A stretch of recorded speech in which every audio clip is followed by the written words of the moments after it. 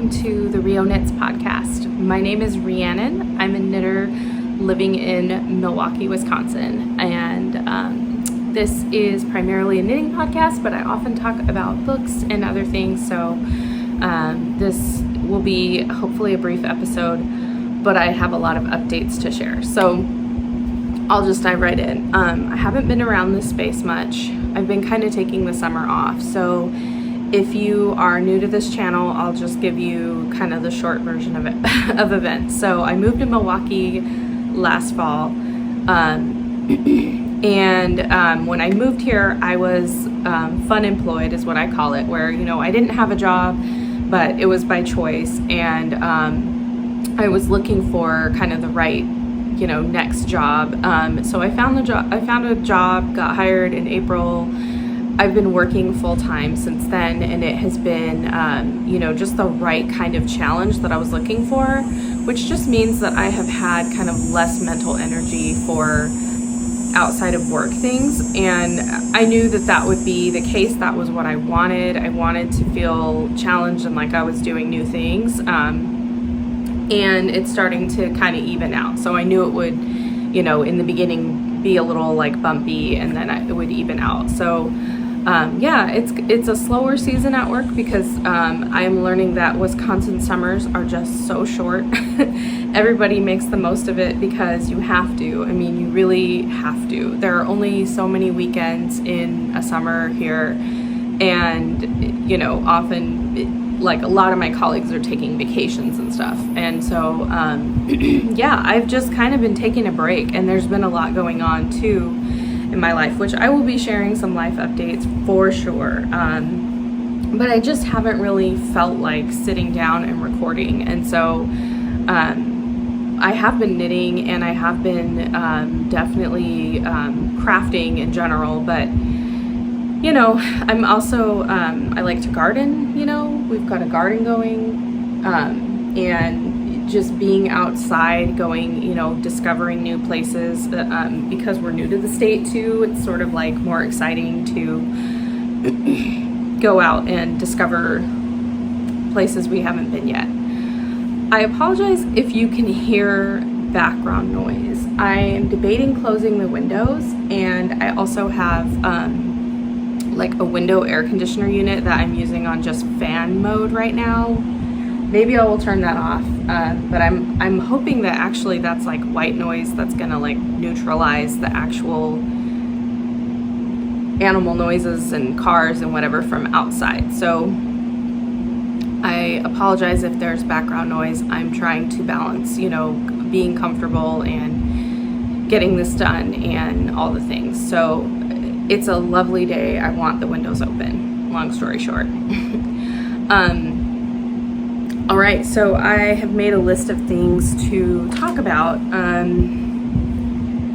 The first thing that I feel like I need to kind of start this episode with is just acknowledge that this will be, I think this will be the last time I sit down and record in this corner, which means it's time to say goodbye to my beautiful leaded glass cabinets. I didn't know before moving to the Midwest that leaded glass in old houses was like a thing here. This is also one of those faux fireplaces that's like 8 inches deep. You know, you can't really put a fire in there. There's no chimney.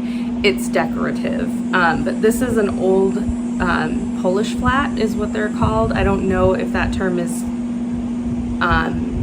I hear people use it. I don't hear it used in a derogatory way. I apologize if I'm getting it wrong, but essentially, you know, in the early days of the city of Milwaukee, a lot of Polish immigrants wanted to acquire a rental property as well as a home in order to have sort of passive income.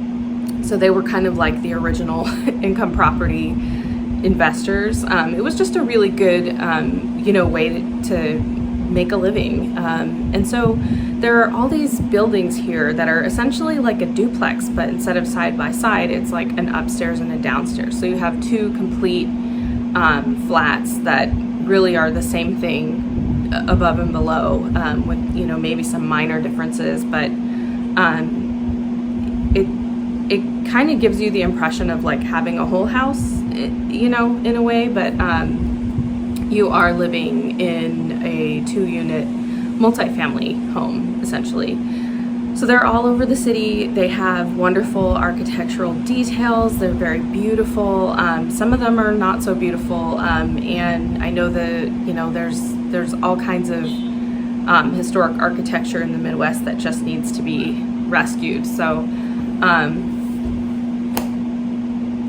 that feels like the perfect segue to say that the reason we're moving is that we're buying a house, and we're actually buying a historic house. So the house itself is not historic. It's part of a historic neighborhood or historic part of the city. So it is a Tudor Revival, which I've learned is really a style that was invented by nouveau riche Americans who, you know, basically thought, I want to build a house that looks like a medieval manor house, and that it's sort of it's not really like Tudor architecture from England. It's kind of an American invention, but it's sort of like, here's what we think that looks like, right? And it happened about the same time as another type of architecture called storybook architecture, which when you see a house and it looks like it's from a storybook, that's storybook architecture. There's tons of those around here. Milwaukee is just full of beautiful, I mean, you know, for a modern person in 2022, these look beautiful. They are historic. When they were built, they were, you know, maybe, I almost want to say they were kind of like maybe the McMansions of their day, of the like 20s, but I don't know. So yeah, so we're buying a house.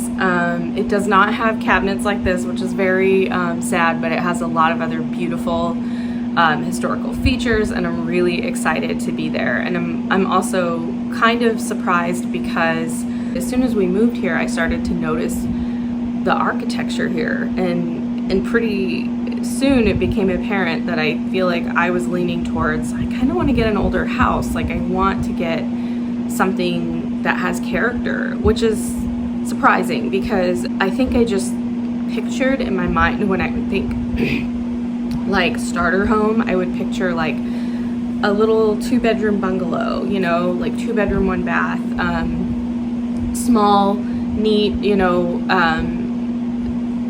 and instead we're buying like a big ass historic house. So it's kind of surprising.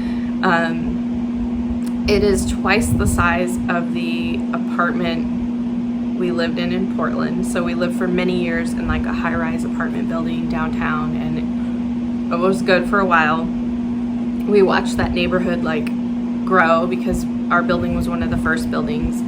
Then we moved here, and we've just been kind of house hunting for the whole, like, almost a year. There were lots of homes we could have bought, but really, you know, we were pretty sure we wanted a big yard, and that's surprisingly hard to find. I think out west there's just like maybe just bigger lots or something, and so we imagine a certain amount of space when we think of like a backyard. A lot of the homes in Milwaukee have very small yards. We really wanted to be within Milwaukee city limits. I really wanted a fireplace. I was like, I want a fireplace, I want a fireplace, I want a real fireplace, I want to put wood in a fireplace, light it on fire, and have a fire in the winter.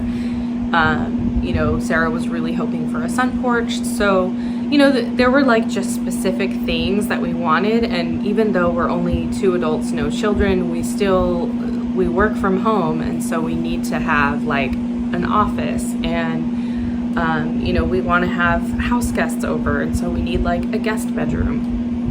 So, you know, it was really like amazing to find something that just kind of fit the bill, and we're really excited. This is me 10 minutes into the podcast just telling you we're gonna move. So, you know, I think the one little part of me that is sad is just sad about these beautiful cabinets. So I have all my yarn in here.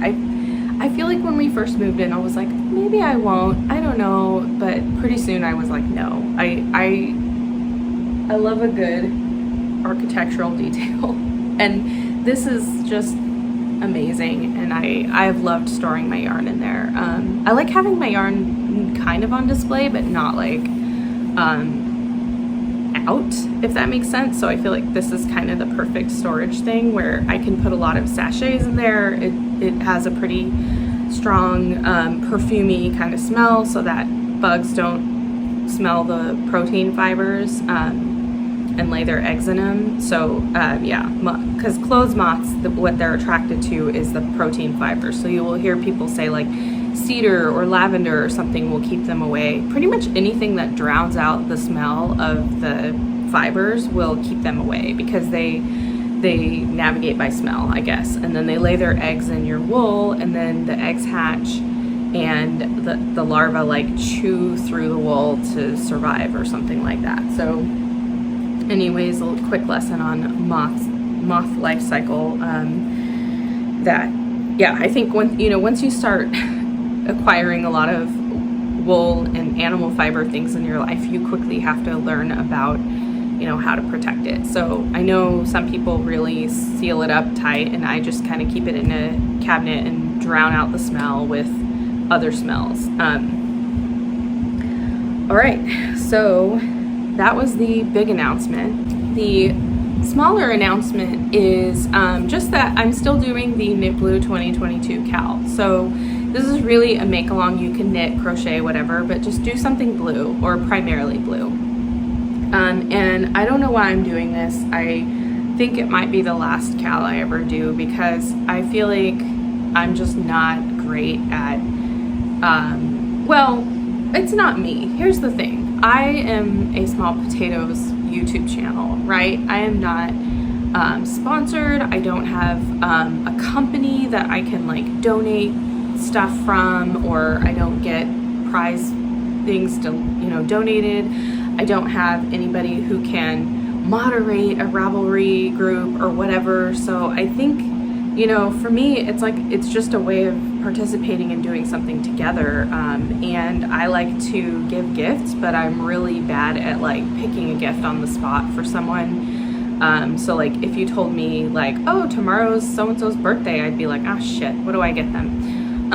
But I understand knitters, so I build a prize package and then I give that to one winner. I don't really have the energy or bandwidth to try to like make this into a bigger thing, and so I apologize, but also it's kind of like a sorry not sorry. Like, I am who I am, and I have what I have, and I want to give you a good prize package, but I just cannot like set up like a Ravelry group and like be a moderator of a discussion on another platform. It really is just sort of like I can only do so much, and I'm trying to be nice and do things, and I feel like maybe it isn't thrilling to people, so that's okay.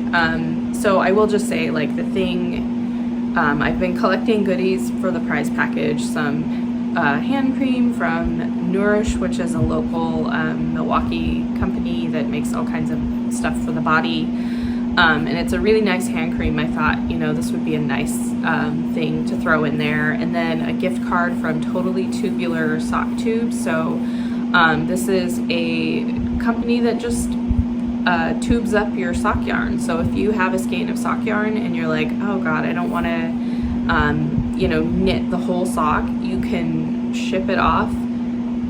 Elbow will turn it into a tube, basically knit you a long tube and then ship it back to you, and then you can just add like the cuffs, the toes, and the heels, and then that way you have your long tube of yarn. You can basically make big socks, like long socks, tall on the leg socks, or ankle socks, or whatever. If you did ankle socks, you could probably get 2 pairs out of one skein of sock yarn, especially if you're using like a contrasting color. So I thought it would be nice to donate like a gift certificate to that, because I feel like trying to choose yarn for an unknown winner is really stressful. I don't know what people like. And, you know, there's a chance somebody's like, I mean, I like blue. I'll knit one blue thing to participate in the cow, but I don't want a lot of blue stuff. So I can't even assume that you love blue the way I do. So anyway, so that's just stuff that's being added. And I'm, you know, gonna add in like things like stitch markers and other kind of notion-y stuff, because I feel like it's, again, it's just easier to donate that kind of stuff into a prize package. Okay, so that's the other announcement. Let's talk about what I've been knitting. Here we are 17 minutes in. So this summer I have been knitting a lot of things, really leaning into the blue and leaning into like moon themed stuff for some reason. So the first thing is I knit this marble mount pullover. I'm not going to put it on because it's just too warm for that. And I did it with full length sleeves, which I don't usually do, actually. This, you might not know this, but I really love a good 3/4 sleeve. I only do full length sleeves for certain, like, very, I don't even know what else I didn't do it on Astrogal. I didn't do it on, I guess, on my Weekender Light. Anyways, it's unusual for me to do a full sleeve, but I did, and I thought it looked good with the pattern, and I made it pretty cropped because I wanted to be able to wear it with a skirt. So here it is. It's very blue. It's very pretty. I did not helical knit this. I know that people can be very religious about it, but I am kind of religious in the opposite direction, where I feel like if I buy a beautiful hand-dyed tonal yarn, it makes no sense to me to try to knit it in a way that it looks consistent. That's not the point of tonal yarn to me. Is it's not supposed to be one consistent color. You can buy solid colored yarn. It's supposed to be, you know, like tones that sort of wash in and out. So yeah, I think the pooling is great. I don't see anything offensive in the way that this is done. I wish you could see the real color of it. That just might not be happening. But yeah, anyways, that's the first finished object of the summer. It's also the last finished object of the summer, because I had been suffering from castanitis since the beginning of 2021, basically. I feel like in 2020 I cast on a lot at the beginning of the year, and then the second half of the year I sort of turned that around. And then all of 2021 was just me casting things on, and then pretty much all of 2022 was just me casting things on and not finishing them. So here's something I cast on and did not finish. This is the Lunet Shawl. It is mostly finished. It is like 99% done. So I need to weave in some ends. I need to block it. You know what, actually I think I wove in the ends. I just need to trim them. So awesome. I need to block it. Although even unblocked, I think the pattern came out really beautiful. Like, you can see that stunning mosaic border. It just looks fantastic. Here it is. Isn't it glorious? So I could really trim the ends, block it, and call it done. But I went ahead and did all the tassels. So the pattern asks for you to make these little tiny tassels and just affix a tassel every so often on this bottom edge. So like this whole mosaic band edge has a bunch of tassels, and you know, like lots of little ones you can kind of imagine, like, and I made them all. I made all of them. I didn't do them in color A. The pattern says do them in color A, which for me is this like kind of, I don't even know what to call this color. It's a beige kind of. The colorway is called Pearl, and it definitely has like that, the you know, when Mother mother of pearl has a little bit of a beigey brown tone. It's like that color, so it's definitely pearl-like. And I wanted to just do them in white because I was like, this is all, you know, blue and white here, so I want to make it match. So let me tell you about the yarn I used. I used a combination of Holst Tides, which is a wool silk blend. I believe it's the silk noil, so you know, it's not as it doesn't have quite the same sheen as raw silk, is it? Or basically there's like the silk that the process involves killing all the silkworms, and then there's the silk that is like gathering up the scraps after the silkworms left. I'm pretty sure this is the scrap one, based on the price and also based on the fact that it doesn't have that high gloss of that sometimes like a wool silk yarn will have, or you know, a silk will have. So this is the colorway Pearl. This blue is, I believe, Nightshade, also in Holst Tides. And then the white is the Holst Supersoft and Bleached white. I had a cone of that. This is kind of the last of that cone.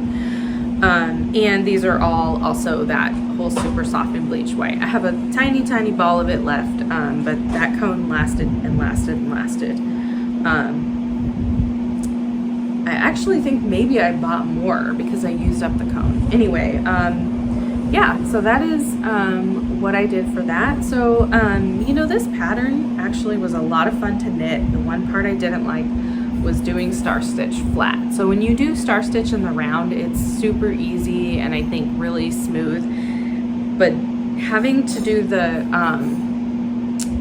like, I don't remember if it's the increase or the decrease, but doing that on the pearl side, I thought it totally sucked. And also because the yarn wasn't super flexible, it wasn't like a really bouncy yarn, it just really sucked. So I did every other section. Instead of star stitch, I did garter stitch. And if I do this pattern again, which I think I might, I will just do garter stitch because I really don't think that the, I don't think that having a textured stitch there matters a whole lot. Like I think the mosaic is the part of it that it really catches the eye, and the rest of it is just kind of filler.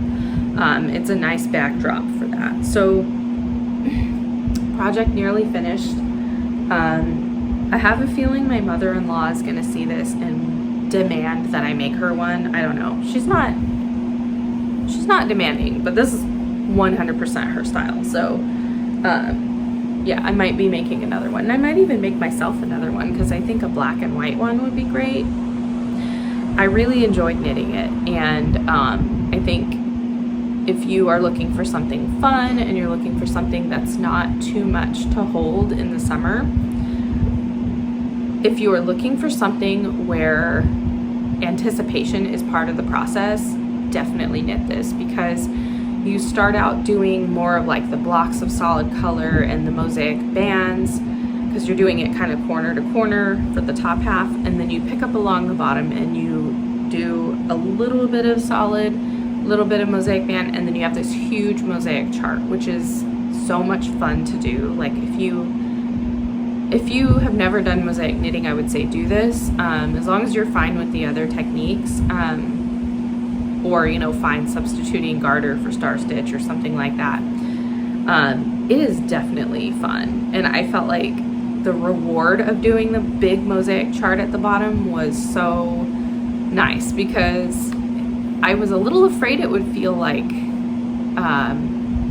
all the work is at the end, but it actually kept me motivated throughout the whole project. So yeah, it was good. I think I'm becoming more and more of a process knitter again, which just means that I enjoy the process of knitting. I enjoy learning new techniques, practicing new techniques, and I don't so much care about like getting this sweater done now or having this thing to wear to this event. Like I think it's just more of like, I'm happy that I'm knitting, you know.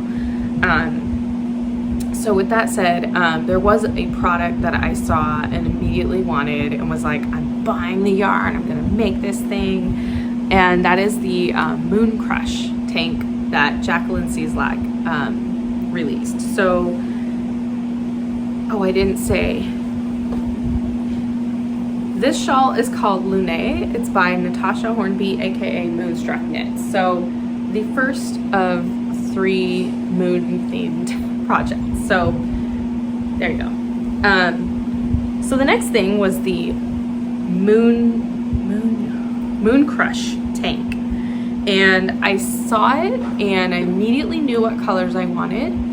And I was really excited to knit this because I've never knit something that was entirely like a cotton linen. But my friend test knit the pattern using this yarn, Zooey by Juniper Moon Farm, which I have heard I've sort of like seen other people using this yarn and been intrigued by it for a long time. So it's 60% cotton and 40% linen. It has a really nice kind of sheen to it, and you can really feel how cool it is to the touch because of the plant fibers. So, you know, I mean, this is a gross simplification, but essentially plant fibers feel cool to the touch because they're plants.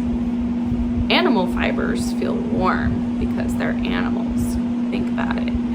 So it's perfect for summer knitting, and it's technically like a DK weight, but it knits up like it could knit up at a fingering or maybe even a lace gauge because it's kind of thick and thin. So I cast on and I knit most of the front of this. So here it is. I will kind of stand up so you can see it better, but it's essentially, it looks like these wedges are cut out that are like moons, and this is a moon. And when I saw the pattern, I was really thinking of a book I read last year, 1Q84 by Haruki Murakami. So one of the main things in the book is that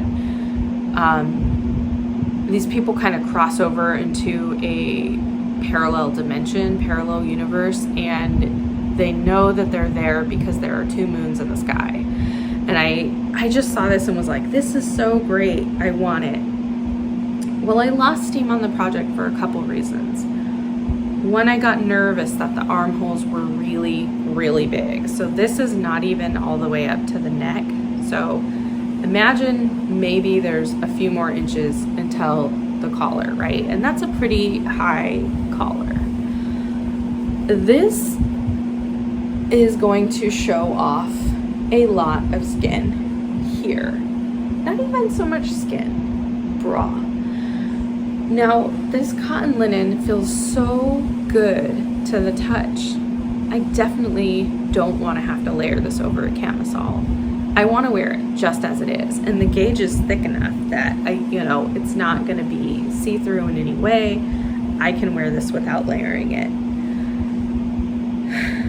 I have heard that when you pick up and finish the armhole, it tightens quite a bit. So I don't know. I'm sort of like at a standstill of like, do I keep going and just trust the pattern and just, I guess, live with the consequences if the armholes are too big? Do I keep going and figure out how to fill in the armholes, which kind of feels like the best option at this point? I could do some short rows along the bottom half of the armhole to just pull it up, but that would involve, maintaining like the intarsia pattern. So there's a front and a back to it. The back is kind of like the colors are mixed up, so the back won't have like blue, white, gray. I think it's going to be like white, gray, blue, or something like that. I don't know. I'm just of 2 minds about it. It is really pretty. The colors are great. But the other thing that happened is I got a really severe like farmer tan summer, and it has not faded. So I'm not excited about a sleeveless shirt at all. not excited about it. Essentially my arm is not even like, it's getting to where it's more ombre than dip dyed, but you know, it's just like really, I'm very self-conscious about it. So that was the next kind of moon thing. So Lunae, Mooncrush, and then I saw the Moon Set Tee by Ozetta, and I started making that. So let me show you that. This is in a yarn. I'm knitting this in Holst Coast, which is the wool cotton blend. It's really lightweight. It's light fingering weight, aka lace weight, right? Like, so you get a 50 gram skein and it has over 300 yards. If you double that to make a 100 gram skein, you're talking 600 something yards. That is lace weight. That is firmly within the lace weight category. And I think people say light fingering because they don't want you to be afraid. It is lace weight. So here's what I have so far. This is a t-shirt that has a drop shoulder, so I'm going to be picking up and finishing some sleeves for it. It's got this really cool collar. This is going to be seamed in the back, but it has this neat like v-neck collar that crosses over in the front, which is, I think, the detail that I love the most. It is light as a feather. You pick up the front stitches from the back stitches, so you don't really have like a seam there, but it kind of looks like it's been seamed, maybe. I don't know. It's a seamless, you know, as seamless as it can be. Yeah, and I'm just like fully on Body Island with this. Now you can imagine knitting lace weight. It's gonna take a very long time. So I will probably have this for next summer. I don't think I'm gonna have it for this summer. I think even if I'm pretty dutiful about working on it, it's just gonna take a very long time to do basically another 10 inches, maybe 9 inches, but you know, of just like lace weight in the round and then sleeves. I think the sleeves will probably feel like they go really fast after that, so that's a bonus. But the whole thing, I mean, this is all so far about, I would say, 60 grams of yarn, so it's incredibly light. I can't wait to wear it. I'm very excited, and even though it's see-through, I think it's not so bad. I think with like a flesh tone bra, it could work as, you know, just a shirt by itself. No, you know, nothing layered underneath. We'll see. So that is pretty much everything that I've kind of like cast on. And then I started a weekly Zoom group to get some accountability for myself and also anyone else who needs it.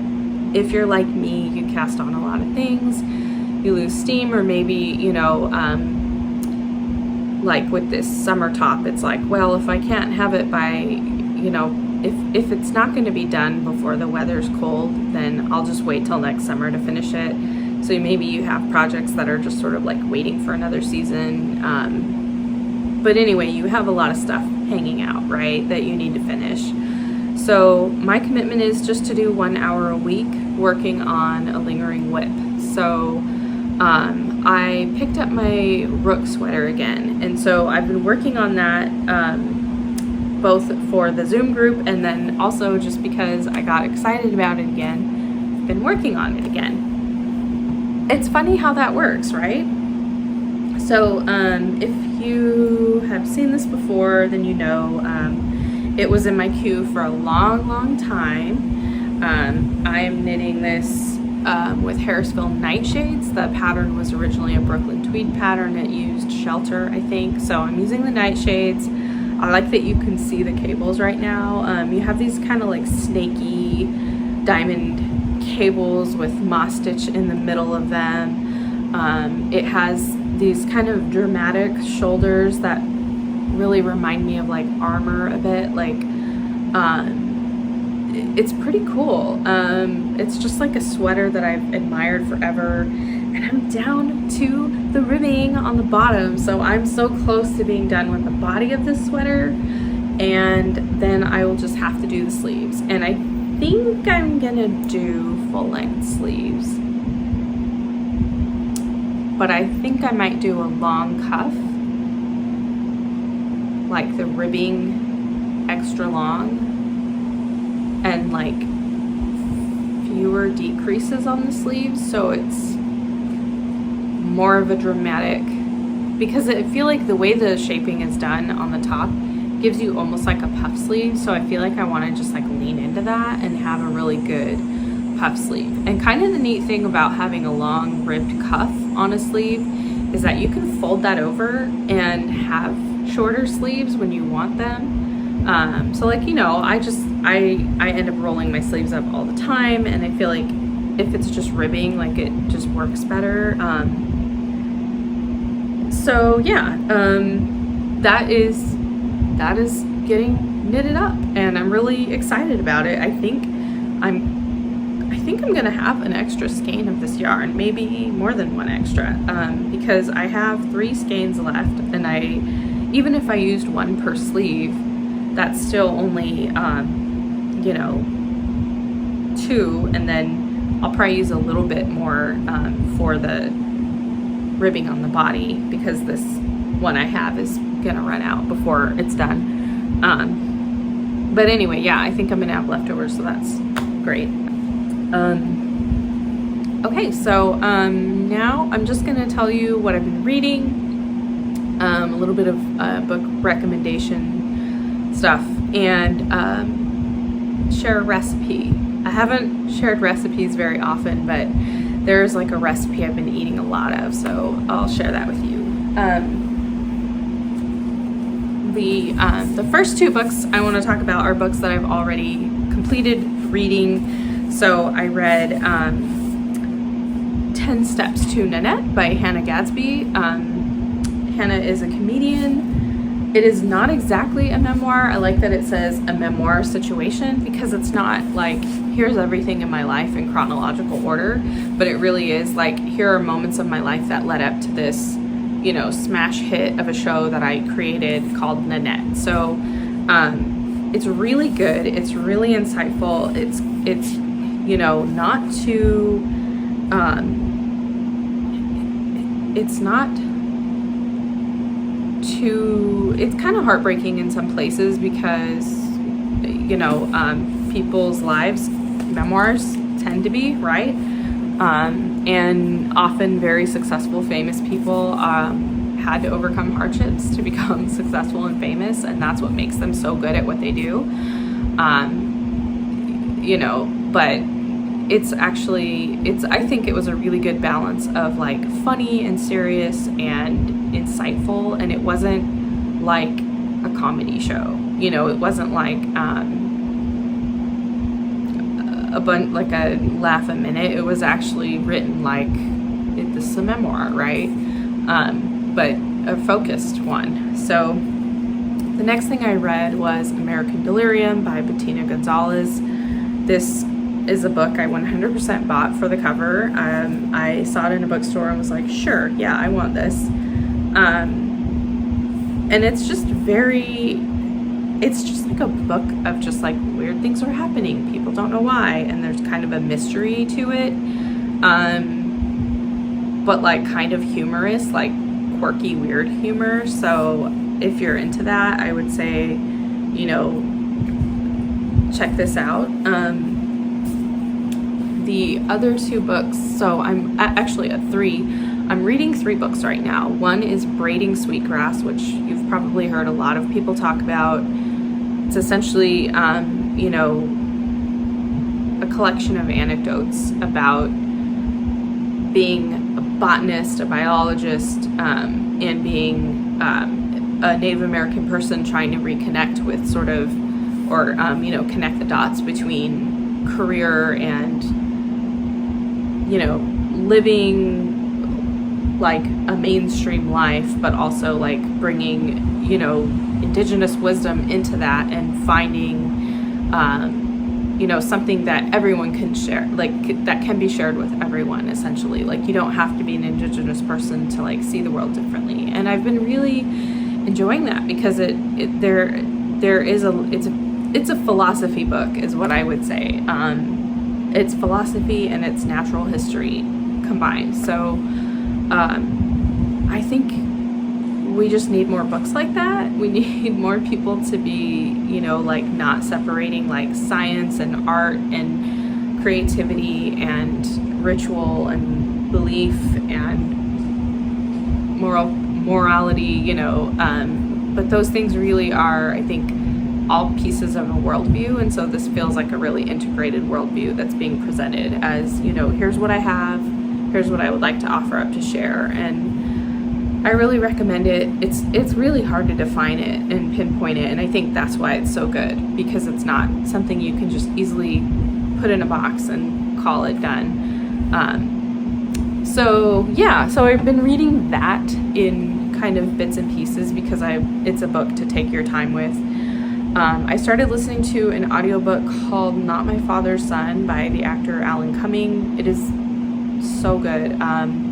You know, of course, he's super talented. He's a phenomenal writer, but I've just really admired him as being somebody who is, you know, openly pansexual and who has been an advocate for bi and pan visibility, somebody who has been an advocate for the rights of queer people. And, you know, I think it's really encouraging for me to listen to it and to hear, you know, in a way, he's like an elder because he's in his 50s. So, you know, we're part of the same global community, and hearing the wisdom of the elders is, I think, really important, especially if you have any kind of activist, you know, activism in your life. Hearing from people who have been doing it longer than you, who have been through different phases of the fight, I think is really, really valuable. You know, we're not inventing anything in this generation, and younger generations aren't inventing anything. It's just sort of like a continuous thread, right? So I've been really enjoying that. And it's also a very personal memoir. My neighbor's mowing. Anyway, the other book I'm reading is called Cantoras, and it is about 5 lesbians in Uruguay in the, I think, 1970s. So their country has just become a dictatorship, and so they are navigating what it means to discover themselves and like try to live a full, honest, rewarding life in a society that's becoming increasingly oppressive. So it's not super heavy. It's actually, there's a lot of it where it's like you get this sense of like freedom and expansiveness, and I wanted to read it because when I heard kind of like what it was about, it just really intrigued me. So I actually bought it from this local bookstore called La Revo Books. I'm representing because I discovered them at this maker's market called Mercadera, and it was a maker's market of all Latina entrepreneurs. I was so excited to be there, and then to see that there is this bookstore, and it's on bookshop.org, so you can find them and, you know, support them that way. Shop online. La Revo Books is really just amazing. So it's a Latina queer couple with a bookstore, and they have just phenomenal books. So Cantoras is one that I bought from them, and it's pretty amazing to read something that is about how in the midst of oppression and suffering and loss of freedoms, how people find breathing room. Because I get really tired of like trauma stories. I mean, I just told you about like trauma stories that I'm reading, you know, but I think there's something about like with fiction that I feel like I need like more, right? Because it's one thing to read someone's memoir of like sad things that happened to them in their life and how they overcame it. It's another thing for, I think, a fiction writer to be like, this is fiction, I can invent anything, and what I've chosen to invent is really just kind of like a realistic thing. That's kind of a bummer, right? Like, I think imagination doesn't have boundaries, and so I want more things that feel expansive and like freeing and like imaginative. I think we have to get better at imagining positive things, right? And so part of that practice is like seeing how other people imagine positive things. So anyway, I am really liking this book so far. It better not break my heart, but if it does, I'll be okay. So the recipe I want to share is for green beans, which is so weird because I thought I hated green beans like most of my life. I've just never really been into green beans, but I wanted to try this recipe for, I don't even remember like why I decided to try it, but I have this like Best of Good Housekeeping or something like that, or Better Homes, something like generic, not generic, but you know, just like basic, here's everything you could ever cookbook, and it almost feels like it's a magic book because every time I look for a recipe, it's usually in there. Like if I encounter a weird ingredient somewhere at farmer's market, there's a recipe for it in this book. It has everything, and it's, I think, from an era when people were like, I want one cookbook to rule them all. So it's one that my grandparents bought me when I was a teenager as part of my like getting ready to move out of the family home. And it has just, you know, it's been a solid one. So this recipe is roasted green beans with a mustardy vinaigrette dressing. I'm gonna post it. I'm gonna hope that it doesn't get taken down for some copyright something, but this cookbook is like, at this point, it is like decades old. There's probably 100 recipes for this, but essentially the thing to know is that I'm using Grey Poupon, I'm using dried dill, totally fine, and I'm using red wine vinegar instead of white wine vinegar. So you're basically roasting your green beans in the oven, and then you're making a vinaigrette with Dijon and dill and vinegar and olive oil and whatever, you know, and then you just like toss them in that, and it is so good. Okay, I went from like, I don't like green beans,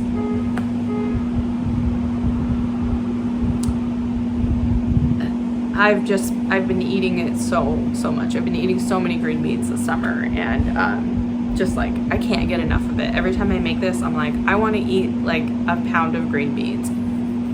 I am pretty much obsessed with fresh, like fresh fruits and vegetables, like prepared well. I think is like the most amazing thing you could eat. Like if I had the choice between like tiramisu and like, you know,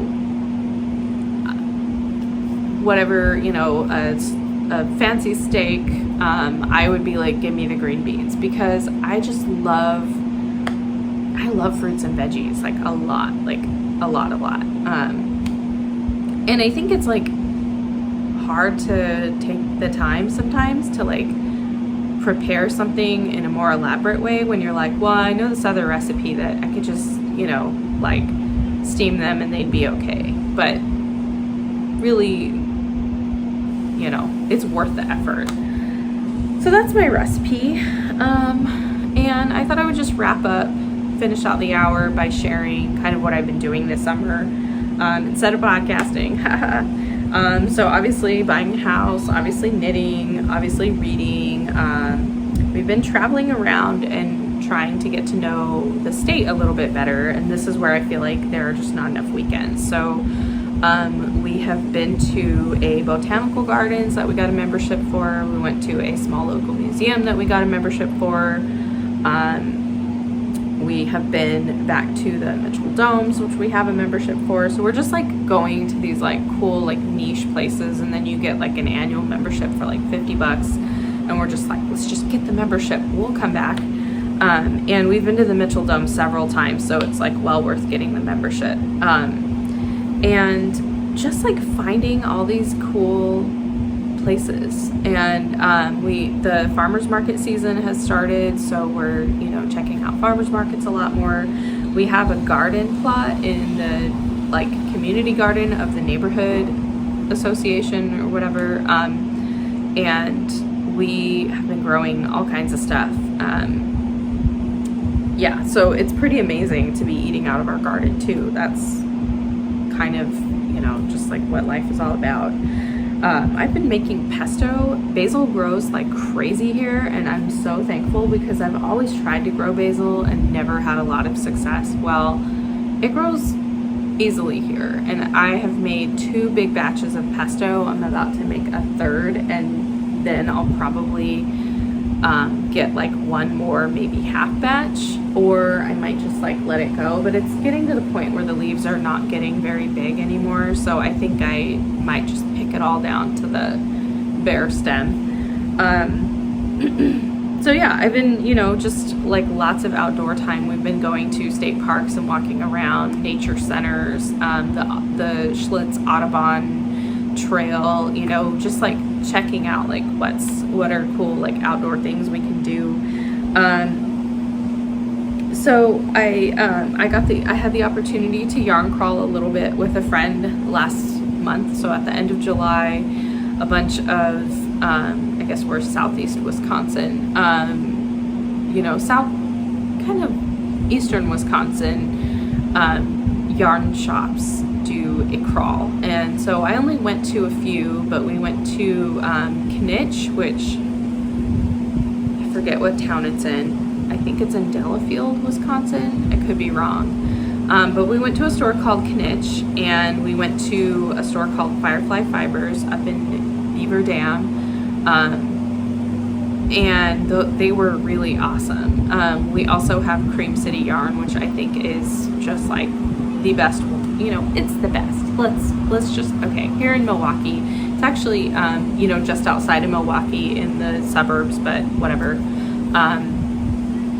And then, you know, checked out some other yarn shops that I don't remember the names of, but it was just really fun. I went with a friend that I've met through kind of like knitting groups that I've been part of, and it was really nice to just go and yarn crawl with somebody and to check out all these different stores, because I kind of was curious about Firefly Fibers for a while, and I wanted to go there, and it was nice to go there as part of this crawl. I didn't get to all the stores, and I just felt like that was okay. So I did get a lot of yarn, a lot for me. You know, I'm not like a go to a yarn crawl, come back with, you know, another cabinet's worth of yarn kind of person.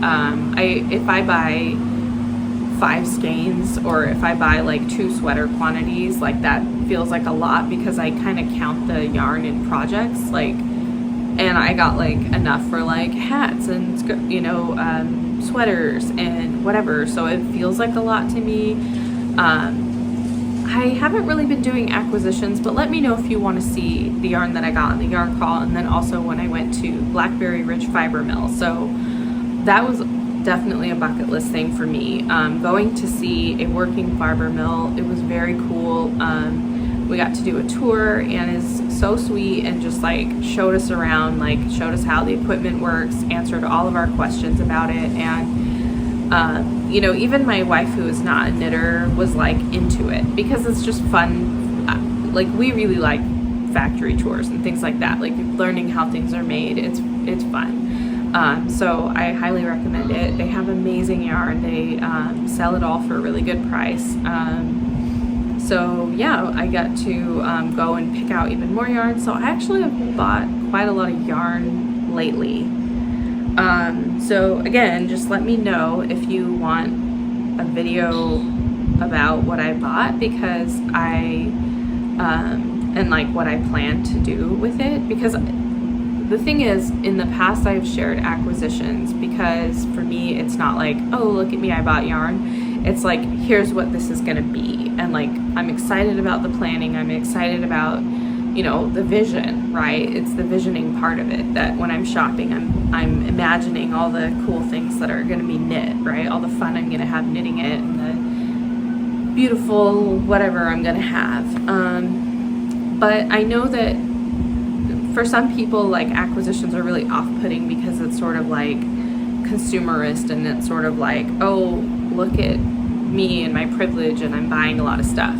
So I don't want to do it if it doesn't feel good, you know, and I don't want to give the impression that I think you need to buy the yarn I buy, or that, you know, buying lots of yarn is an important component of being a knitter. It's totally not. And, you know, I think it's just, for me, like, the excitement of the plan. So everybody is doing yard work now. I think I better wrap this up. Thank you for watching. It is lovely to see you. That's very intense sounding. And I will see you on the other side. I probably won't podcast again until after I move, and but I will post the final video in my May series. Sorry, it's very late. I need to edit it. I need to post it. But yeah, until I see you next time, have fun, happy knitting, and you know, enjoy summer while it lasts. Bye.